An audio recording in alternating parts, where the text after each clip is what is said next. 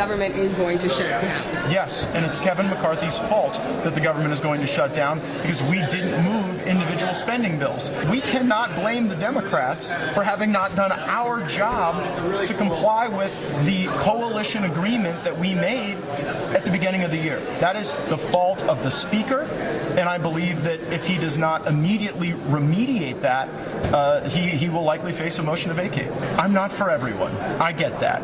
But a deal's a deal. And if Kevin McCarthy wasn't willing to honor the deal that he made to assume the speakership, then he should not have agreed to those terms. Inside Washington, D.C., people think they can just lie all the time with impunity and that no one's ever going to call them on their bullshit. But, Kevin broke this deal. And I intend to hold him to that deal or to hold daily votes on a motion to vacate. Yeah, I'm pretty frustrated. And I had so much hope when Speaker McCarthy made this agreement that we could turn this place around during both Republican and Democrat control. But instead, all we've gotten are lies and broken promises and failure and shutdowns. And while that may be Kevin McCarthy's legacy, it will not be mine. And there you have it. There can be no lie, no excuse, no misdirection here from Republicans when you have Matt Gaetz, of all people, publicly acknowledging that Democrats have nothing to do with what is very likely an impending government shutdown. You know Republicans truly have no one to blame but themselves. So let's just say it very plainly. The Republican Party is wholly unable to govern and will deserve full credit for a shutdown that they seem hell-bent on making happen. I mean, hell, Gaetz even managed to do the impossible by getting Democrats to agree with him. When Kevin McCarthy finds a way to unite the left and Matt Gaetz, you know he's truly lost the plot. But I'll remind you, you're in charge. You can't blame Nancy Pelosi for this. You can't blame Joe Biden for this. The Republicans control the House of Representatives. You can have as many open or closed rules as you want. Not only has the appropriations process been a complete mess, but the process in general has. And this is not a slight to my friend, Mr. Cole, because I know he is on the side of more openness, but there have been 37 completely closed rules this year. That's more closed rules to date than the previous two Congresses. Now, just to give you an idea of how completely dysfunctional the House of Representatives have become since Republicans took over this year, Republicans can't even agree to hold a vote on the government funding bills in a Congress that they themselves control. McCarthy couldn't even get a majority to vote for a rule to bring the bill forward, which is almost unheard of for a majority party. On this vote, the yeas are 212, the nays are 214. The resolution is not adopted. To be clear, usually, even if you're a Republican who's upset with the party leadership, you still vote to let the bill be brought forward to the floor to be debated and amended, and then they can vote against it there. But McCarthy can't even get his conference to do that anymore. Although I guess we shouldn't be surprised about breaking new records and incompetence and failure from the guy who took 15 separate votes to become Speaker. A saga that was so embarrassing for him that he literally had to walk over and beg the most MAGA Republicans to let him have the job that he is clearly entirely unequipped to hold.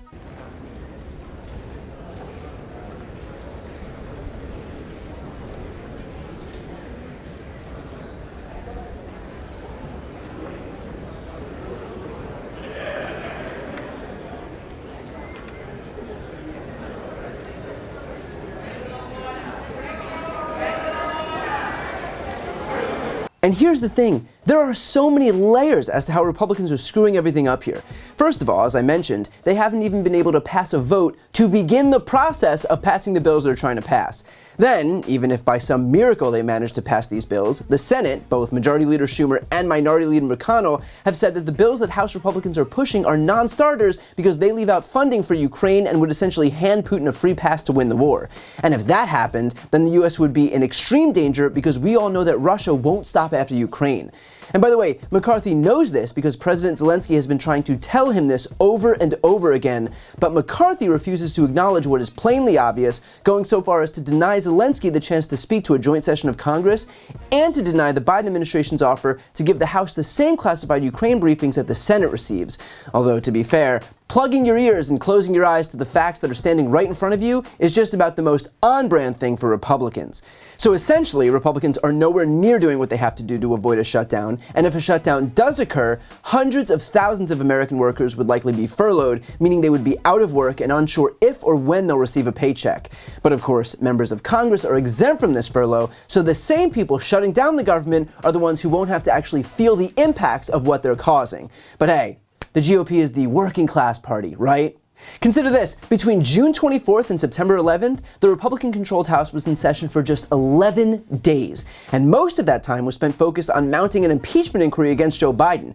Now they're about to shut down the government after taking a long weekend this week, having not done any of the work necessary to avoid disaster. So you have to ask yourself, why? Why are these Republicans so dysfunctional, so incompetent, and so willing to burn the House down? And the answer is simple. It is the exact same reason they're wasting time on that impeachment inquiry with zero evidence to back it up. It's because Donald Trump told them to. Here's his latest Truth Social post. A very important deadline is approaching at the end of the month. Republicans in Congress can and must defund all aspects of crooked Joe Biden's weaponized government that refuses to close the border and treats half the country as enemies of the state. This is also the last chance to defund these political prosecutions against me and other patriots. They failed on the debt limit, but they must not fail now. Use the power of the purse and defend the country. Matt Gaetz responded to this, publicly acknowledging that he and his caucus are following Trump's orders. Trump opposes the continuing resolution. Hold the line. They are doing it in service of Donald Trump because they think it'll help defund his federal investigations into his criminal activity. And also because Trump thinks that any dysfunction in the government will ultimately fall onto Joe Biden's lap. And so if burning the place down means he gets a talking point on the campaign trail, then that's exactly what he'll push for. And exactly what his dutiful little lapdogs in Congress will hand him. And that's a point that Daniel Goldman drove home in our most recent interview.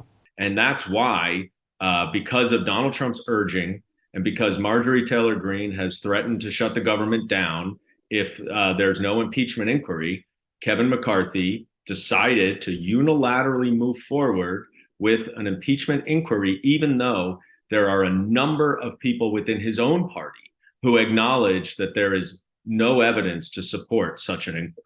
And by the way, that full interview will be released this weekend, so if you're not yet subscribed to this channel, definitely make sure to subscribe. But despite Trump's best efforts and despite Kevin McCarthy's abject incompetence, it's becoming abundantly clear who actually bears the blame for what's going on here, because Republicans have done this before.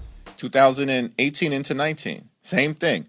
They shut the government down for 35 days. By the way, when the government shutdown began, Donald Trump was president.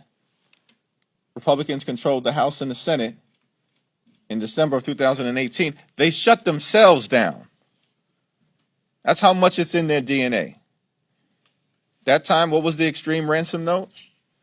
We want you to waste billions of dollars of taxpayer money to fund Trump's ineffective medieval border wall. Once again, we held firm, refused to pay their ransom note, and we were able to get the government reopened. Why are we going down this road again? We know how it's going to end. We're not paying a ransom note so you can jam your extreme ideology down the throats of the American people and hurt everyday Americans. We never have, and we never will. So I know I repeat this a lot, but it is worth repeating. When Democrats held a razor-thin House majority of the same size that Republicans currently have, they passed a once-in-a-generation infrastructure bill, the American Rescue Plan, the CHIPS and Sciences Act to reshore American jobs from China. They facilitated the fastest job growth in American history, record low unemployment, the biggest climate investment in history, allowed Medicare to finally negotiate lower drug prices, reauthorize the Violence Against Women Act, the first gun safety legislation in decades, the PACT Act for veterans health care, the largest reduction of the deficit in history. With the same size majority, Republicans can't even keep the government open. The contrast really is that clear. Before you go, I need some help. Please subscribe to this channel and do your part to help grow the progressive media ecosystem.